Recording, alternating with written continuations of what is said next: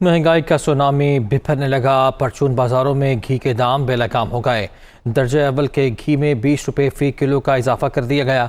अवाम बढ़ती महंगाई से परेशान है, कहते हैं कुव्वत खरीद जवाब दे चुकी है। लाहौर से रिपोर्ट देखिए। महंगाई के वार जारी लगातार। दर्जा दोम घी के बाद दर्जा अव्वल घी भी पहुंच से दूर। मुख्तलिफ कंपनियों ने दर्जा अव्वल घी के निरखों में 20 रुपए का इजाफा कर दिया। दर्जा अव्वल का घी 470 रुपए फी किलो तक जा पहुंचा। घी साज कंपनियों ने परचून दुकानदारों को नई सप्लाई नई कीमतों के साथ देने का इंदिया दिया है। अवाम घी की बढ़ती कीमतों पर सर पकड़कर बैठ गए। कहते हैं घी की कीमतें हुकूमत के कंट्रोल से बाहर होती जा रही हैं। हुकूमत एक चीज सस्ती करती है तो दूसरी चीज महंगी हो जाती है। पहले जाके एक पेटी लेके आते थे पूरी 5 किलो की, ठीक है, अब जाके 1 किलो का या आधा किलो का पैकेट ले आते हैं और घर का गुजारा करते हैं।